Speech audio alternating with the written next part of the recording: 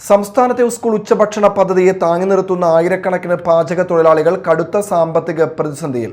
ശമ്പളവും പ്രഖ്യാപിച്ച വേതന വർധനവും ലഭിക്കാതായതോടെ ദുരിതത്തിലായിരിക്കുകയാണിവർ. കഴിഞ്ഞ ജൂൺ മാസത്തെ ശമ്പളം പോലും ഇതുവരെ വിതരണം ചെയ്തിട്ടില്ലെന്നാണ് തൊഴിലാളികളുടെ പരാതി. സംസ്ഥാനത്തെ വിദ്യാലയങ്ങളിൽ കുട്ടികൾക്ക് ഉച്ചഭക്ഷണവും അനുബന്ധ പോഷകാഹാരങ്ങളും പാചകം ചെയ്ത് നൽകുന്ന ആയിരക്കണക്കിന് പാചക തൊഴിലാളികളാണ് ശമ്പളം ലഭിക്കാതെ പ്രതിസന്ധിയിലായത്. കഴിഞ്ഞ ജൂൺ മാസത്തെ ശമ്പളം പോലും ഇതുവരെ വിതരണം ചെയ്തിട്ടില്ലെന്നാണ് തൊഴിലാളികളുടെ പരാതി.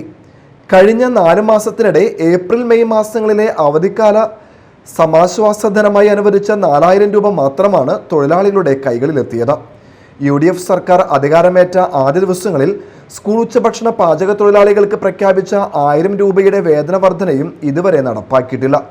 സമാന മേഖലകളിൽ പ്രവർത്തിക്കുന്ന ആശാവർക്കർമാർക്കും അങ്കണവാടി ജീവനക്കാർക്കും പ്രീ പ്രൈമറി അധ്യാപകർക്കും പ്രഖ്യാപിച്ച വേതന വർധന അനുവദിച്ചപ്പോൾ സ്കൂൾ പാചക തൊഴിലാളികളെ മാത്രം അവഗണിച്ചെന്നാണ് ഇവരുടെ ആരോപണം. നിലവിൽ ഹാജരടിസ്ഥാനത്തിലുള്ള ദിവസവേതനമാണ് പാചക തൊഴിലാളികൾക്ക് ലഭിക്കുന്നത്. നേരത്തെയുണ്ടായിരുന്ന 650 രൂപയ്ക്കൊപ്പം കഴിഞ്ഞ ബജറ്റിൽ വകയിരുത്തിയ 25 രൂപ കൂടി ലഭിച്ചാൽ പ്രതിദിനം 675 രൂപയാണ് ലഭിക്കുക. ഇതോടെ പ്രഖ്യാപിച്ച 1000 രൂപയുടെ വേതന വർധന കൂടി അനുവദിക്കണമെന്നാണ് തൊഴിലാളികളുടെ ആവശ്യം.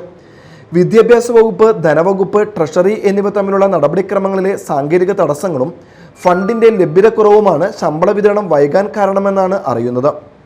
മഴയോ മറ്റു കാരണങ്ങളാലോ അധ്യയന ദിനങ്ങൾ കുറയുമ്പോൾ ഹാജരടിസ്ഥാനത്തിൽ വേതനം ലഭിക്കുന്ന തൊഴിലാളികളുടെ വരുമാനം വീണ്ടും കുറയുകയും ചെയ്യുന്നു. തൊഴിൽപരമായ മറ്റു നിരവധി പ്രതിസന്ധികളും ഈ മേഖലയിലെ തൊഴിലാളികൾ നേരിടുന്നുണ്ട്. കേന്ദ്ര സർക്കാരിൻ്റെ മാനദണ്ഡപ്രകാരം 500 കുട്ടികൾക്ക് ഭക്ഷണം പാചകം ചെയ്യാൻ 6 തൊഴിലാളികൾ വേണമെന്നാണ് നിർദ്ദേശം. എന്നാൽ കേരളത്തിലെ പല സ്കൂളുകളിലും ഒരൊറ്റ തൊഴിലാളി തന്നെ വലിയ തോതിലുള്ള പാചക ജോലികൾ നിർവഹിക്കേണ്ട സാഹചര്യമാണ് ഉള്ളതെന്ന് തൊഴിലാളികൾ തന്നെ പറയുന്നു. വിദ്യാലയങ്ങളിൽ കുട്ടികളുടെ എണ്ണത്തിൽ നേരിയ കുറവുണ്ടാകുമ്പോൾ പോലും പാചക തൊഴിലാളികളുടെ തസ്തികകൾ വെട്ടിക്കുറയ്ക്കുന്നതായും പരാതിയുണ്ട്. സംസ്ഥാനത്താകെ ഇതിനോടകം 100-ലധികം തൊഴിലാളികൾക്ക് ജോലി നഷ്ടപ്പെടുകയോ തൊഴിൽ ഭീഷണി നേരിടുകയോ ചെയ്തിട്ടുണ്ടെന്നാണ് തൊഴിലാളി സംഘടനകളുടെ കണക്ക്.